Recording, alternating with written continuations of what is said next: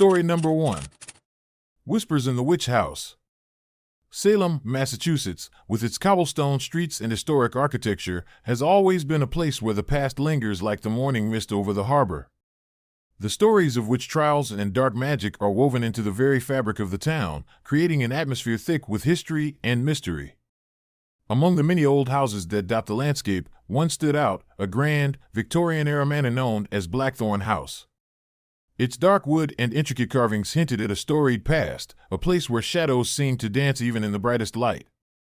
I'm Rachel Whitaker, a historian with a deep fascination for Salem's haunted past.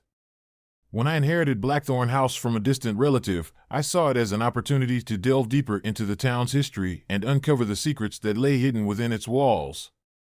Little did I know, the house held more than just forgotten memories. It harbored a malevolent presence that would challenge everything I thought I knew about the supernatural. The first few weeks were a blend of excitement and trepidation. I spent my days cataloging old documents, restoring the dilapidated rooms, and exploring every nook and cranny of the manor. The house was vast, with numerous bedrooms, grand parlors, and a sprawling kitchen that seemed to be the heart of the home. Despite the chilly autumn weather, the manor felt alive with whispers of the past, the creaking floors and rustling curtains adding to the eerie ambience. One cold November evening, as the sun dipped below the horizon and darkness settled over Salem, I found myself alone in the kitchen, preparing a simple meal. The house was quiet, the only sounds the crackling of the fireplace and the occasional gust of wind rattling the windows. I had grown accustomed to the solitude, finding comfort in the routine of daily tasks amidst the ancient surroundings. As I reached for a knife from the drawer, a faint whisper caught my attention. It was soft, almost imperceptible, like the distant murmur of voices carried on the wind. I paused, straining to hear, but the sound seemed to fade as quickly as it had come. Shaking off the unease, I continued my work, attributing the noise to the old house settling. A few moments later, the whispers returned, louder this time, weaving through the air with an unsettling clarity. "Leave, now." My heart raced as I turned towards the source of the sound, only to see the kitchen cabinets begin to creak open on their own. My breath caught in my throat as I watched the drawers slide out, revealing their contents in a disorganized sprawl. A chill ran down my spine, the hairs on the back of my neck standing on end. I reached for the nearest drawer, my hand trembling as I pulled out a knife. Before I could react, it slipped from my grasp and clattered to the floor, the sound echoing ominously through the kitchen. I stood frozen, staring at the open drawers, when my gaze was drawn to the large mirror hanging above the stove. The glass was pristine, reflecting the room perfectly, except for one disturbing anomaly. Written in streaks of condensation was a message, the letters smudged but unmistakable: "Hey Roy Koi Day, leave this place." Panic surged through me as I spun around, the whispers escalating into a cacophony of urgent pleas and warnings. The room seemed to close in around me, the temperature dropping to a frigid chill that penetrated my bones. I backed away from the counter, my mind racing to comprehend what was happening. Just as I was about to run, the whispers morphed into deafening screams, the voices filling the air with a terrifying intensity. Shadows danced along the walls, taking on grotesque forms that twisted and writhed in the dim light. I could feel an invisible force pressing against me, an oppressive weight that made it difficult to breathe. In a desperate attempt to escape, I dashed towards the door, but it wouldn't budge. The handle was frozen shut, the wood encased in a layer of ice that gleamed under the flickering light. I turned back, my eyes meeting the reflection in the mirror. There, standing behind me, was a figure, an apparition of a woman in a flowing white dress, her face pale and gaunt, eyes hollow voids that stared directly into mine. "Dung bao geo di theo toi nua, never follow me again," she whispered, her voice a hollow echo that resonated in my mind. Her form began to distort, the edges blurring as if she were made of mist and shadows. I felt a surge of fear, the realization that the house was not just haunted by residual spirits but by something far more malevolent. Summoning every ounce of courage, I reached out, trying to touch the apparition, to communicate somehow. But as my fingers grazed the air, a searing pain shot through my body, forcing me to recoil in agony. The woman let out a blood-curdling scream, the sound tearing through the night like a banshee's wail, and then she vanished, leaving behind a lingering sense of dread and the oppressive silence that followed. Gasping for breath, I managed to pull the door open, stumbling out into the cold night air. The snow was falling heavily, the flakes whipping around me like tiny shards of glass. I ran towards the front door, the house seemingly alive with a dark energy that sought to keep me trapped. My friends and family were miles away, the nearest town a long trek through the treacherous winter wilderness. Desperate to find a way out, I frantically searched for an alternate exit, any door or window that could offer a path to freedom. But the house was a labyrinth of locked rooms and hidden passages, each one more disorienting than the last. The whispers and screams continued to haunt me, a constant reminder of the darkness that dwelled within Blackthorn House. As hours turned into an eternity, exhaustion set in, my body numbing from the cold and the relentless fear. I collapsed onto the floor, the weight of the house pressing down on me, my mind teetering on the brink of madness. Just as I began to lose hope, a faint glimmer of light caught my eye, a small, unguarded window in the back of the house. With the last reserves of strength, I crawled towards the window, the snow piling up around me as I struggled to lift myself up. The glass was cold and unforgiving, but I managed to pull it open, the chill biting at my skin as I pushed my way outside. I rolled onto the snowy ground, the fresh air invigorating me, and began to crawl away from the house, the image of the woman in white etched into my mind. The journey back to civilization was a blur of snow and shadows, the house receding into the distance but its presence never fully leaving me. I arrived in Salem just as dawn broke, the sun casting a warm glow over the town and melting the snow that clung stubbornly to the ground. Exhausted and traumatized, I sought refuge at a local diner, recounting my harrowing experience to a skeptical waitress who listened with wide-eyed disbelief. In the days that followed, I couldn't shake the feeling that the house was still watching me, the whispers and shadows lingering in my mind like an unshakable nightmare. I delved deeper into the history of Blackthorn House, uncovering tales of witch trials and dark magic that had plagued Salem for centuries. It became clear that the house was more than just a relic of the past. It was a nexus of supernatural energy, a place where the boundaries between the living and the dead were blurred. Determined to uncover the truth and put an end to the haunting, I enlisted the help of a local paranormal investigator, a woman named Evelyn Shaw who had dedicated her life to studying the occult and the supernatural. Together, we returned to Blackthorn House, armed with knowledge, equipment, and a resolve to face the darkness that dwelled within. As we stepped into the manor once more, the air grew thick with tension, the oppressive atmosphere a stark reminder of our previous encounter. Evelyn led me to the kitchen, her flashlight beam cutting through the darkness as she examined the frozen cabinets and the remnants of the previous night's chaos. "There's something here that wants to be remembered," she whispered, her eyes scanning the room for any sign of movement. We set up our equipment, the cameras and sensors ready to capture any signs of supernatural activity.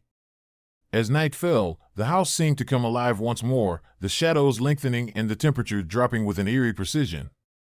The whispers returned, softer this time, but unmistakably present, weaving through the air like spectral tendrils. Suddenly, the cabinets began to creak open again, the drawers sliding out on their own as if guided by an unseen hand. A cold breeze swept through the room, extinguishing our candles and plunging us into darkness. Evelyn gasped, her hand clutching her pendant, a protective talisman passed down through generations of her family. "Something's here," she said, her voice barely above a whisper. "We need to confront it." Summoning our courage, we approached the mirror where the previous message had been scrawled. The words had faded, replaced by a faint mist that swirled across the glass. As we watched, the mist began to coalesce, forming the apparition of the woman in white. Her face was pale and hollow, her eyes empty voids that seemed to pierce through us. "Remember us," she whispered, her voice echoing through the room. "Honor our memories. Leave this place." Evelyn stepped forward, her eyes never leaving the apparition. "We're here to help you find peace," she said, her voice steady despite the fears that gnawed at her. The woman's form began to flicker, her eyes filling with a sorrowful light. "You must remember our stories," she intoned, her voice growing stronger. "Tell the world what happened here. Let us be remembered." As Evelyn spoke, the air around us seemed to lighten, the oppressive darkness giving way to a sense of calm. The woman in white nodded, a gesture of acceptance and gratitude, before her form dissolved into the mist, leaving behind a serene stillness that filled the room. The house fell silent, the lingering presence of the spirits now at peace. We had fulfilled their last request, honoring the memories of those lost in the darkness. As we left Blackthorn House, the first light of dawn breaking through the windows, I felt a profound sense of closure and respect for the haunted past of Salem. In the weeks that followed, I dedicated myself to sharing the stories of Blackthorn House and the restless spirits that had once dwelled within. The tale of the woman in white became a part of Salem's rich tapestry of legends, a reminder of the thin veil that separates our world from the supernatural and the enduring power of memory and compassion. Sometimes, when I walk through the quiet streets of Salem, I catch a glimpse of a figure in a flowing white dress, her eyes filled with peace rather than sorrow. And I know that some souls have found their way home, their whispers forever lingering in the silent embrace of Blackthorn House, waiting to be remembered and honored by those who dare to seek the truth. Story number 2. Shadow Behind the Door. Winter in Savannah was a time when the city seemed to slow its frantic pace, the humid air replaced by a crisp chill that whispered through the oak-lined streets. The colonial-style houses, with their grand porches and intricate woodwork, stood as silent sentinels of history, each one holding its own secrets and stories. Among them was the Whitaker House, an imposing manor that had long been whispered about in local lore as the most haunted residence in Savannah. I'm Michael Turner, a writer with a penchant for the supernatural, always on the hunt for a story that could captivate readers and perhaps, in some small way, bring closure to restless spirits. When I inherited the Whitaker House from an estranged uncle, I saw it as the perfect opportunity to delve into Savannah's haunted history. Little did I know, the house held more than just forgotten memories. It harbored a presence that would challenge everything I believed about the paranormal. The first few days were a blend of excitement and trepidation. The house was a sprawling structure, its grand facade hiding countless rooms and hidden passages. I spent my days exploring the creaking hallways, photographing the intricate details, and poring over old journals and letters I found in the attic. Each discovery added layers to the house's mysterious past, stories of love, loss, and tragedy that seemed to echo through the very walls. One particularly cold evening, as the sun dipped below the horizon and darkness settled over Savannah, I found myself alone in the study, the room warmly lit by a crackling fireplace. The scent of aged paper and wood polish filled the air, creating a comforting yet eerie ambience. I was engrossed in an old diary when I heard it, a soft, rhythmic knocking at the front door. At first, I dismissed it as the wind playing tricks on the old house, but the knocking persisted, steady and deliberate. My heart began to race as I set aside the diary and approached the door, the wooden floorboards creaking under my weight. I glanced through the peephole, expecting to see a neighbor or perhaps a lost tourist, but instead, I saw the shadow of a tall man clad in a long, dark coat, his face obscured by a wide-brimmed hat. "Who's there?" I called out, my voice wavering slightly. There was no response, only the sound of the wind rustling through the trees outside. I hesitated for a moment, the unease growing in my chest, but eventually, I mustered the courage to open the door. The hallway was dimly lit, the shadows dancing eerily in the flickering light from the hallway sconces. The man stood motionless on the doorstep, his presence commanding yet foreboding. I took a step back, my mind racing to process the apparition before me. "Can I help you?" I asked, trying to keep my voice steady. The man didn't respond. Instead, he remained standing there, his eyes fixed on me with an intensity that made my skin crawl. After a moment that felt like an eternity, he turned and began to walk down the hallway, his figure blending into the darkness as he disappeared from sight. I stood there, confused and unnerved, wondering if I had imagined the whole encounter. Shaking off the experience, I returned to the study, my hands slightly trembling as I picked up the diary once more. Just as I settled back into my seat, the knocking began again, this time louder and more insistent. My heart pounded in my chest as I glanced towards the front door, half expecting to see the same man still lingering outside. Summoning every ounce of courage, I stood up and approached the door once more. But before I could reach it, a sudden, cold breeze swept through the house, extinguishing the candles and plunging the hallway into darkness. I felt a presence behind me, an invisible force pressing against my back, making it difficult to breathe. My breath caught in my throat as I turned around, expecting to see the man from before, but the hallway was empty, no sign of him, no movement, just the oppressive silence that followed the extinguished flames. Panic surged through me as I tried to steady my racing heart. I reached out, my fingers grazing the cool surface of the doorframe, and heard a faint whisper, barely audible over the sound of my own breath. "Leave." I spun around, the flashlight I kept in the study flickering to life, casting long, eerie shadows across the room. There, standing at the far end of the hallway, was the man, his tall, imposing figure more menacing than before. His face was now visible, pale and gaunt, his eyes hollow voids that seemed to stare into my very soul. "Heiroi koide, leave this place," he whispered, his voice a chilling echo that resonated through the empty halls. Before I could respond, he began to move towards me, his steps slow and deliberate, each one sending a shiver down my spine. I backed away, my mind racing to find a logical explanation, but the fear was overpowering. The man reached out a hand, pointing towards the grand staircase that led to the upper floors, his finger trembling as if urging me to follow. Without thinking, I turned and fled, my legs propelling me down the hallway and towards the staircase.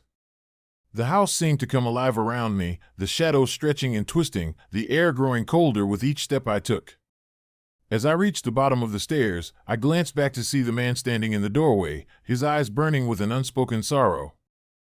I ran out of the house, the front door swinging shut behind me with a force that made me jump. The night air was crisp and cold, the sounds of the city muted by the stillness of the late hour.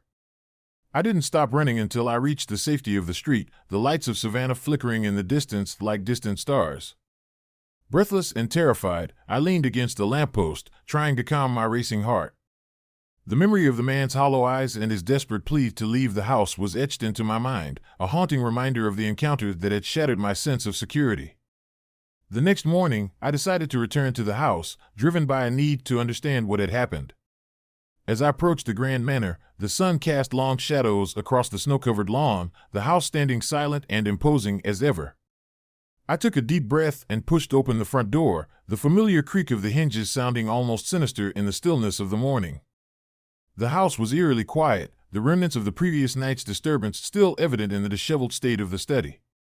I made my way through the rooms, searching for any clue that might explain the man's presence and his urgent plea. It was then that I noticed something unusual. Scrawled on the mirror in the study were the words "Heiroi koide, leave this place," written in a sloppy, uneven hand. My heart raced as I pieced together the events of the previous night. The man was not just a ghostly apparition but a desperate spirit, bound to the house by unfinished business or a tragic past. Determined to uncover the truth, I delved deeper into the history of the Whitaker house, uncovering stories of betrayal, loss, and dark magic that had plagued the family for generations. One evening, as I sat in the library surrounded by old books and faded photographs, I came across a hidden compartment behind a bookshelf. Inside was a collection of journals and letters, detailing the life of Eleanor Whitaker, the matriarch of the family. Her writings spoke of her love for the house and her deep-seated fear of dark forces that sought to claim it. The final entry was a desperate plea for protection, written the night before a mysterious fire that had nearly consumed the house decades ago. As I read Eleanor's words, a sense of understanding began to dawn on me. The man who had appeared to me was likely a member of the Whitaker family, trapped in a cycle of fear and sorrow, unable to move on after the tragedy that had befallen them. His plea to leave was not just a warning but a plea for help, a request to break the chains that bound him to the house. Determined to help the restless spirit, I decided to perform a ritual of remembrance, honoring Eleanor and her family's legacy. I gathered the necessary items, a white candle, a sprig of rosemary, and a vial of purified water, and made my way to the grand staircase, the focal point of the house's energy. As I began the ritual, the air around me grew thick with anticipation, the shadows in the room seeming to pulse with energy. I lit the candle, the soft flame flickering in the darkness, and placed the rosemary on the railing, its scent filling the air with a sense of calm. I poured the purified water into a basin, reciting the words of remembrance from Eleanor's journals. The room grew colder, the candle's flame wavering as if struggling against an unseen force. The whispers returned, softer this time, blending with the sounds of the house settling. I felt a presence beside me, a comforting warmth that contrasted sharply with the lingering fear. The apparition of the man appeared once more, his hollow eyes now filled with a glimmer of hope. "Thank you," he whispered, his voice carrying a note of relief and gratitude. "Finally, I can rest." With those final words, the house seemed to breathe a sigh of relief, the oppressive darkness lifting as the spirits of the Whitaker family found the peace they had long been denied. The man's form began to dissolve into the air, his presence fading like morning mist under the rising sun. Exhausted but fulfilled, I made my way back to the study, the words on the mirror now faded and barely visible. The house stood silent once more, its dark secrets finally laid to rest. I knew that the Whitaker house would no longer be a place of fear, but a sanctuary of remembrance, a testament to the enduring power of compassion and understanding. As the days turned into weeks, the Whitaker house began to transform in my eyes. The oppressive atmosphere was replaced by a serene tranquility, the shadows no longer holding the weight of unspoken sorrow. I continued my work, documenting the history and the stories of the house, ensuring that Eleanor and her family's legacy would never be forgotten. Years have passed since that pivotal night, and I've continued my life with a deeper appreciation for the stories that linger in the spaces between the living and the dead. The Whitaker house remains a part of Savannah's rich tapestry of haunted history, its story a reminder that even in the most desolate places, there is hope for redemption and peace. Sometimes, when the wind rustles through the oak trees and the shadows lengthen as the sun sets, I catch a glimpse of a tall man in a wide-brimmed hat walking gracefully across the lawn, a silent guardian watching over the house with eyes that no longer hold fear, but the quiet assurance of peace found at last.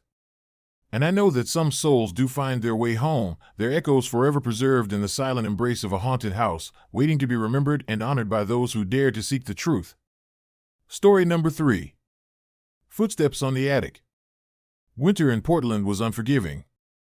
The cold seeped through every crack in the old Victorian house, a relic from the early 20th century that stood proudly on a quiet, tree-lined street.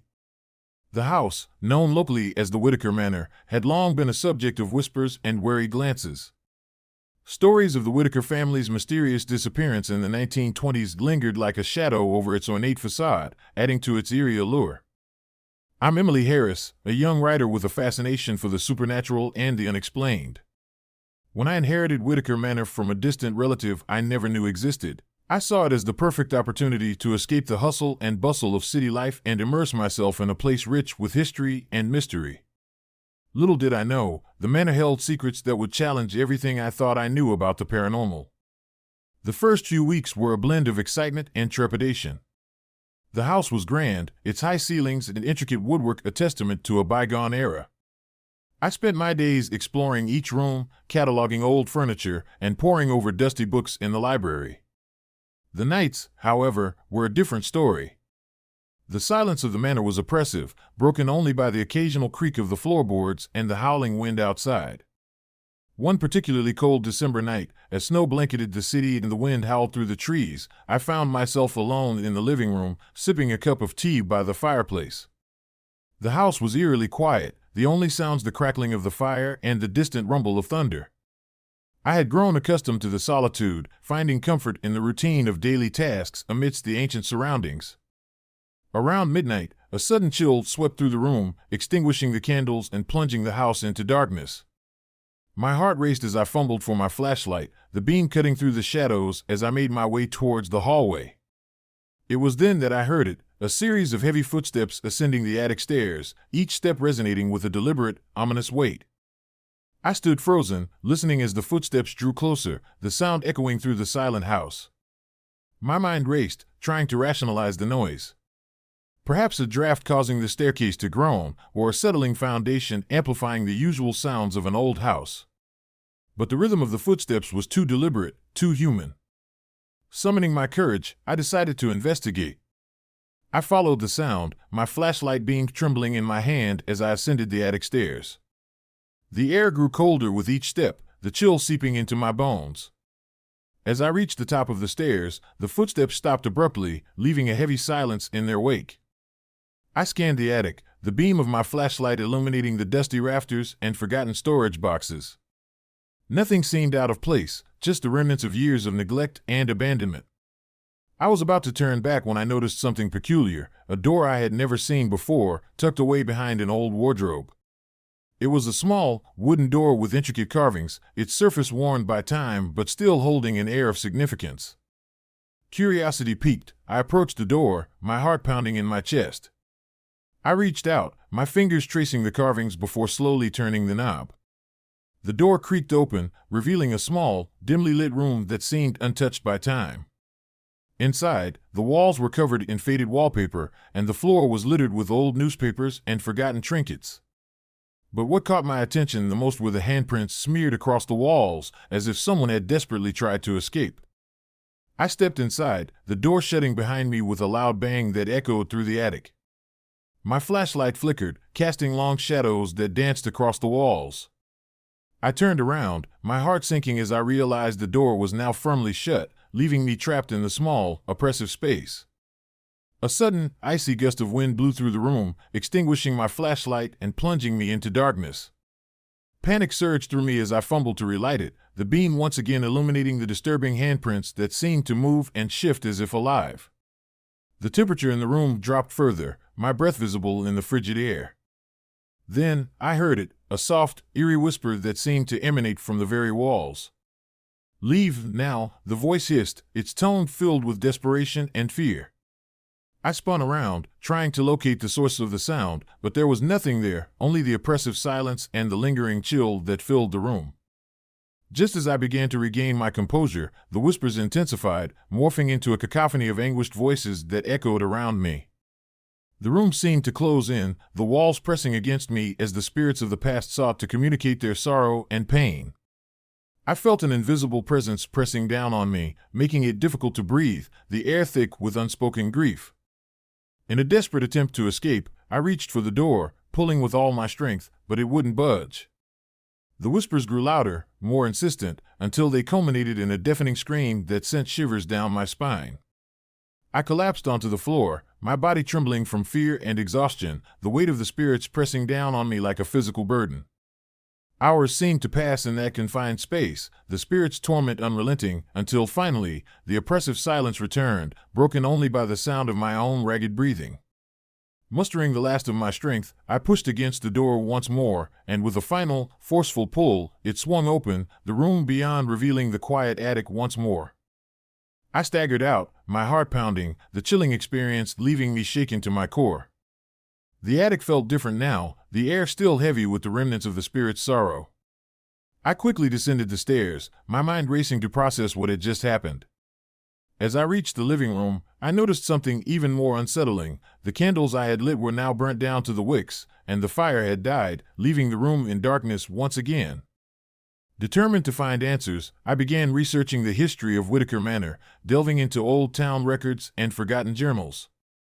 What I uncovered was a tragic tale of loss and betrayal. The Whitaker family, beloved members of the community, had mysteriously vanished one winter night in the 1920s, leaving behind a house filled with unanswered questions and unspeakable sorrow. Rumors of witchcraft and dark magic had long been dismissed as local folklore, but the more I uncovered, the more the stories seemed to hold a kernel of truth. The handprints in the attic room were a testament to the family's desperate attempts to escape their fate, their spirits forever bound to the manor by the tragedy that had befallen them. It became clear that the house was a beacon for restless souls, a place where the veil between the living and the dead was thin, allowing the past to intrude upon the present in horrifying ways. Determined to help the spirits find peace, I decided to perform a ritual of remembrance, honoring the Whitaker family and acknowledging their suffering. I gathered the necessary items, a white candle, a sprig of lavender for purification, and a vial of purified water, and made my way back to the attic, the memory of my previous encounter fueling my resolve. As night fell once more, I returned to the small room behind the wardrobe, the air thick with anticipation. I lit the candle, placed the lavender sprig on the table, and poured the purified water into a basin, reciting the words of remembrance and forgiveness from the journals I had found.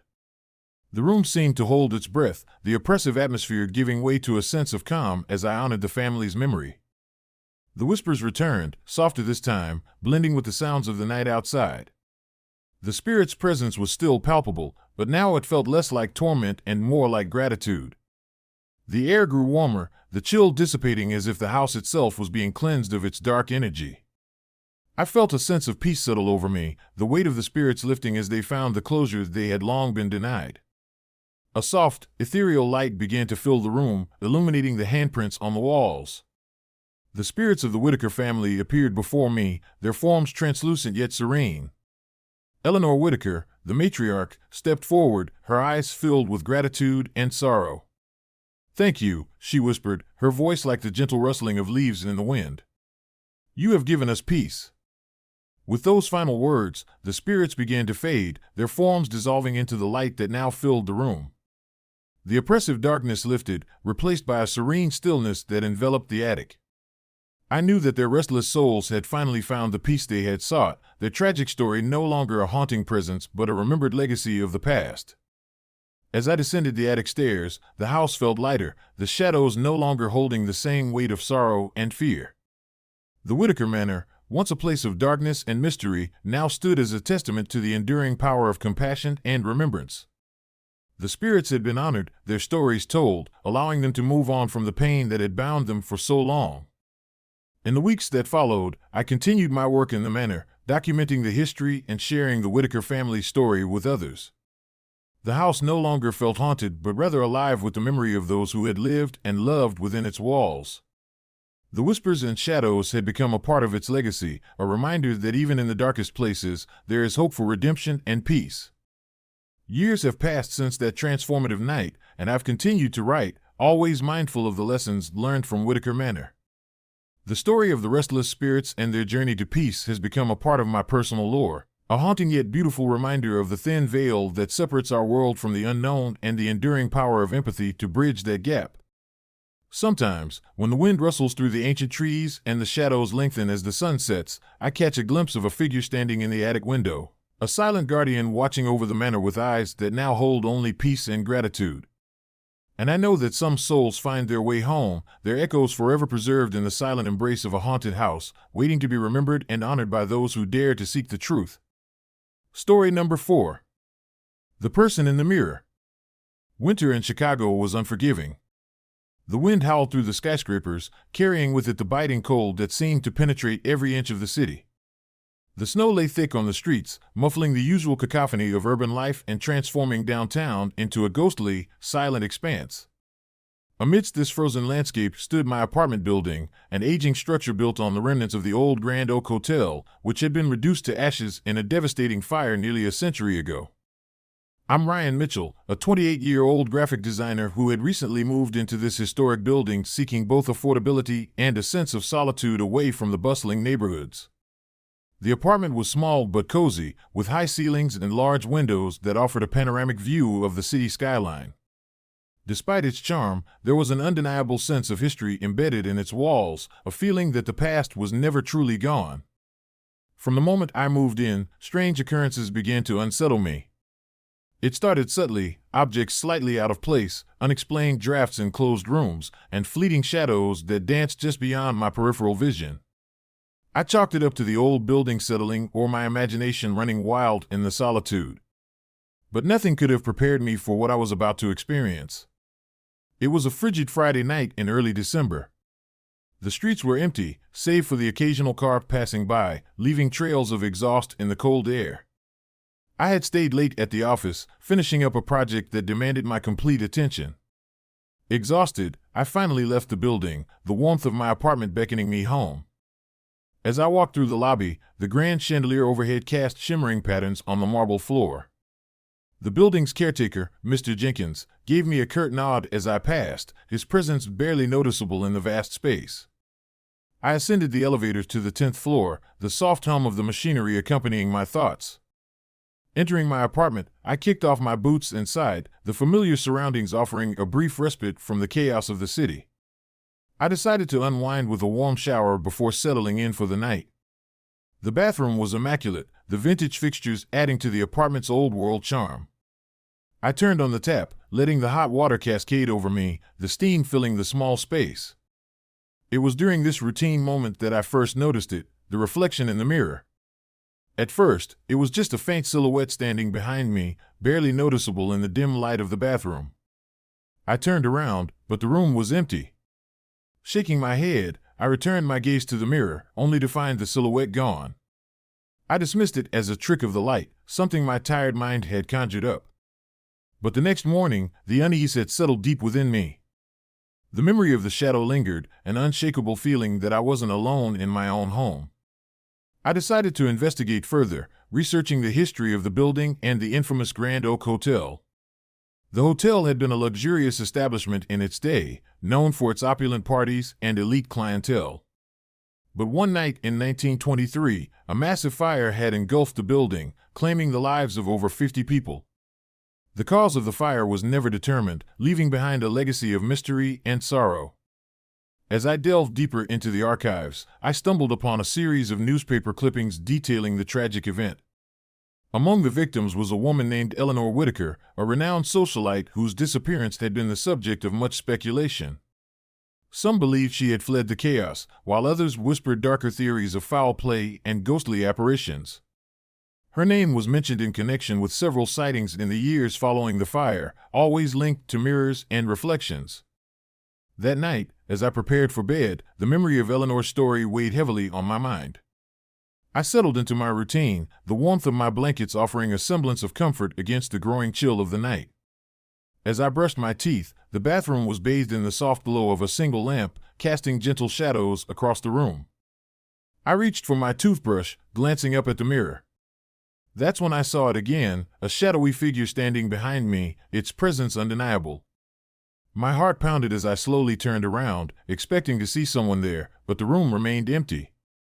The only evidence of the apparition was a faint outline that had vanished as quickly as it had appeared. "Who's there?" I called out, my voice wavering with a mix of fear and frustration. The bathroom remained silent, the only sound the distant hum of the city outside my window. I turned back to the mirror, only to find the figure had reappeared, closer this time, its form more defined. The shadow took the shape of a tall man in a vintage suit, his face obscured by the brim of a wide hat. His eyes were empty, voids that seemed to stare into my very soul. He raised a hand, pointing towards the staircase leading to my bedroom, a silent command that sent a shiver down my spine. Terrified, I tried to break the mirror, my fingers curling around the cool glass. But before I could make contact, the figure let out a blood-curdling scream, the sound echoing through the bathroom like a banshee's wail. The mirror cracked under the pressure, spiderweb patterns spreading across the surface as the figure dissolved into the fragments of glass.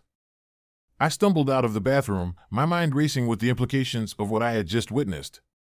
I knew I couldn't ignore it any longer, something sinister was at play, and the legacy of the Grand Oak Hotel was far from over. The following days were a whirlwind of fear and determination. I decided to set up cameras throughout the apartment, hoping to capture evidence of the supernatural occurrences. I researched more about Eleanor Whitaker, discovering that she had been the center of many rumors and ghost stories.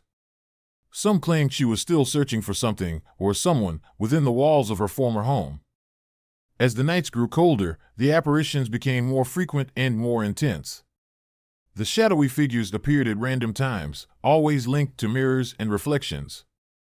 I found myself avoiding mirrors whenever possible, yet they seemed to call to me, drawing me back into their grasp. Each encounter left me more drained and desperate for answers. One particularly stormy night, with rain lashing against the windows and thunder rumbling in the distance, I decided to confront the spirits haunting my home. Armed with knowledge and a sense of purpose, I began to communicate with the apparitions, speaking to them through the mediums I had read about in my research. "Why are you here?" I asked the empty room, my voice barely audible over the sound of the storm outside. The response was immediate, a series of whispers that seemed to emanate from the very walls themselves. "Remember us, honor our memory." I realized that the spirits were not malevolent but were bound by unresolved pain and a need to be remembered. The legacy of the Grand Oak Hotel had transcended time, the tragedies of the past echoing into the present, seeking acknowledgement and closure. Determined to help, I decided to perform a ritual of remembrance, honoring Eleanor and the other lost souls of the hotel. I gathered the necessary items, a white candle, a sprig of rosemary for purification, and a vial of purified water, and prepared myself for the ceremony. The ritual required a specific sequence of actions, detailed in the journals I had found during my research. As midnight approached, I lit the candle, the flame flickering softly in the dimly lit room. I placed the rosemary on the mirror, a symbol of remembrance and protection, and poured the purified water into a small basin. I began to recite the words of remembrance, my voice steady despite the fear that still gripped me. "Eleanor Whitaker, and all the lost souls of the Grand Oak Hotel, I honor your memories and seek to bring you peace. May your spirits find rest and your stories be remembered." The room grew colder, the air thick with anticipation. The mirror began to shimmer, the surface rippling like water as the spirits responded to the ritual. The shadowy figures materialized once more, their forms more defined yet no longer menacing. Eleanor's apparition stood before me, her eyes now filled with a sense of gratitude and sorrow. "Thank you," she whispered, her voice filled with a profound sense of relief. "Finally, we can rest." With those final words, the apparitions began to fade, their forms dissolving into the light of the candle. The oppressive darkness lifted, replaced by a serene stillness that enveloped the room. I felt a sense of peace settle over me, the weight of the spirit's sorrow lifting as they found the closure they had long been denied. The mirror, once a portal to the past, now reflected only my image, no shadows, no apparitions, just the calm reflection of a woman who had faced the unknown and helped bring peace to restless souls. In the days that followed, the strange occurrences in the apartment ceased, the house finally at rest. I continued my work, documenting the events that had unfolded, ensuring that the story of Eleanor Whitaker and the lost souls of the Grand Oak Hotel would be remembered. The legacy of the past had been honored, the spirits given the closure they had sought for so long. Years have passed since that transformative night, and I've continued to live in the same apartment, now a place of peace and tranquility. The memories of the apparitions remain, a haunting reminder of the thin veil that separates our world from the unknown. The Whitaker Manor stands as a testament to the enduring power of memory and the human spirit's capacity for compassion and understanding. Sometimes, when the winter winds howl through the streets of Chicago and the shadows lengthen as the sun sets, I catch a glimpse of a figure in a vintage suit standing by the window, a silent guardian watching over the city with eyes that no longer hold fear, but the quiet assurance of peace found at last. And I know that some souls do find their way home, their echoes forever preserved in the silent embrace of time, waiting to be remembered and honored by those who dare to seek the truth. Story number 5. The Child Outside the Door. Boulder, Colorado. I've always found solace in the serene landscapes of Boulder, Colorado. Nestled against the rugged backdrop of untamed mountains, my small house stands as a sanctuary away from the relentless pace of city life. The dense fog that blankets the area adds an ethereal quality to the mornings, making each day feel like a fresh canvas. But that tranquility was shattered one night, a night that changed everything. It was a particularly foggy evening in late October. The kind of night where the mist clings to every surface, muffling sounds and distorting shapes. I had settled into my favorite armchair, a worn leather piece that had become my companion through countless evenings of reading and reflection. The clock struck midnight, and I was deeply engrossed in an old mystery novel when a faint knocking sound pierced the silence. At first, I dismissed it as the wind playing tricks, or perhaps a branch brushing against the window. But the knocking persisted, subtle yet insistent. Curious and a bit uneasy, I approached the front door. The soft glow from the cat-eye peephole revealed nothing unusual, just the thick fog swirling outside. I hesitated, the knocking growing slightly louder, more deliberate. "Who is it?" I called out, trying to mask the tremor in my voice. No response. Just the continued knocking. I peered through the peephole again, and that's when I saw it, a child standing on the doorstep. The figure was small, cloaked in an old, tattered coat that seemed out of place in this modern setting. The child's eyes were large and pleading, but shrouded in shadow. My heart raced as I realized it wasn't a shadow play or a trick of the light. This was real. "I want to come in," the child whispered, the words barely audible over the persistent knocking. A chill ran down my spine. It was midnight, and the idea of letting a stranger into my home felt inherently wrong. "I'm sorry, I can't let you in," I replied, my voice steadier than I felt. But the knocking didn't cease. If anything, it intensified, harder, faster, almost frantic. I took a step back, my mind racing with possibilities. Who was this child? How did they find my house? And why now? Then, without warning, the child's voice changed. It became louder, more desperate. "Open the door now." I spun around to look directly through the peephole, and that's when I saw the transformation. The child's face had contorted into something grotesque, eyes turning pitch black, devoid of any light or warmth. It was no longer a child, but something far more sinister. My blood froze, and I stumbled back, knocking over the lamp on the console table. Darkness enveloped me, broken only by the faint light filtering through the window. I tried to move, to leave the house, but an inexplicable force held me in place. The air grew thick, heavy with an oppressive energy. Strange noises began to emanate from every corner of the house, footsteps echoing down empty hallways, whispers swirling around me, and an unshakable feeling of being watched. Panic set in as I realized I was trapped. The house, once a haven, had become a prison. I remembered the stories the neighbors used to share about the nearby forest, tales of children who had vanished without a trace, their spirits rumored to wander the woods, unable to find peace. Could this apparition be one of them? A restless soul seeking refuge? As the night dragged on, the horrors escalated. Shadows danced on the walls, taking on menacing shapes. The temperature plummeted, and I could see my breath forming in the frigid air. The child's presence was constant, a malevolent force that refused to let go. I curled up in a corner, clutching a blanket around me, hoping the dawn would break this nightmare. Hours felt like an eternity until the first light of dawn began to seep through the curtains. The oppressive atmosphere lifted, the strange noises faded, and the house returned to its usual calm. Exhausted and shaken, I decided to investigate further. The fog had lifted, revealing the surrounding landscape in a clearer light, but the memory of that night lingered like a shadow. Determined to understand what had happened, I delved into the history of my home and the surrounding area. Through old newspaper archives and town records, I uncovered a grim pattern. Numerous children had disappeared in the nearby forest over the past few decades. Each case remained unsolved, adding to the lore of restless spirits inhabiting the woods. The more I learned, the more convinced I became that the child outside my door was one of those lost souls. But why was it targeting me? What had I done to warrant this haunting? The answer came one night, exactly a year after that terrifying encounter. I was jolted awake by the familiar sound of knocking. My heart pounded as I glanced at the clock. It was midnight again. The same time, the same place. This time, however, I was prepared. I gathered a flashlight, a few candles, and some protective charms I had read about in the old books. Determined to confront whatever was haunting me, I made my way to the front door. The knocking began softly, then grew louder, echoing through the house. Taking a deep breath, I opened the door, expecting to see the child once more.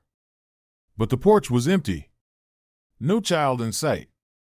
Confused, I stepped outside, the flashlight beam cutting through the remaining mist. The fog swirled around me, creating an eerie ambience. I began walking towards the edge of my property, following the faint sound of footsteps leading into the forest. As I ventured deeper into the woods, the trees seemed to close in around me, their branches twisting into unnatural shapes. The path was barely visible, obscured by the thick underbrush and lingering fog. My flashlight flickered, casting long, dancing shadows that played tricks on my mind. Suddenly, a soft glow appeared in the distance. It was a single, old-fashioned street lamp, standing alone amidst the darkness. Drawn to it, I approached cautiously. There, beneath the lamp, stood the child. This time, however, there was no fearsome transformation, just a sad, weary expression. "Thank you for coming," the child said, voice gentle and tinged with relief. "I've been lost for so long." I knelt down, trying to offer comfort. "How can I help you find peace?" The child smiled faintly, a hint of gratitude in their eyes. "You listened. You stayed." In that moment, I felt a surge of warmth, a stark contrast to the cold terror of the previous night. The oppressive energy lifted, replaced by a sense of calm and closure. The child began to fade, their form dissolving into the mist. As the first rays of dawn broke through the trees, I stood up, feeling lighter than I had in months. The forest around me seemed less menacing, more like a place where stories lived and breathed. Returning to my house, I felt a profound sense of relief. The haunting ceased, and peace returned to my life. Yet, the image of the child with those empty, black eyes remained etched in my memory, a reminder of the thin veil between our world and the unknown. Boulder, Colorado, with its breathtaking beauty and hidden secrets, still holds many stories untold. But I learned that some mysteries are meant to be faced, that sometimes the act of listening and showing compassion can bring light to the darkest of nights. And though the fog may return, I now understand that within its embrace lies both beauty and the echoes of those seeking their way home. Story number 6. The Hand Beneath the Bed. New Orleans, Louisiana. I moved to New Orleans to escape the relentless grind of university life in Chicago. The city's vibrant culture, rich history, and haunting beauty had always called to me, promising a fresh start. I found a quaint, albeit slightly dilapidated, townhouse in the French Quarter. Its charm was undeniable, with wrought iron balconies and creaky wooden floors that whispered secrets of the past. Little did I know, the house held its own dark history. The townhouse, built in the early 1800s, was rumored to have been a site where enslaved people were held before being sold to plantations further away. The air around it seemed thick with stories of pain and sorrow, and I couldn't shake the feeling that the spirits of those who suffered there still lingered. My first few weeks were uneventful. I settled into my routine, attending classes by day and exploring the eclectic neighborhoods by night. The house, though old, was mostly quiet. The creaks and groans of the wooden structure were just the usual noises of an old building. However, everything changed one stormy night in late October. I was in my bedroom, hunched over a thick textbook, preparing for an upcoming exam.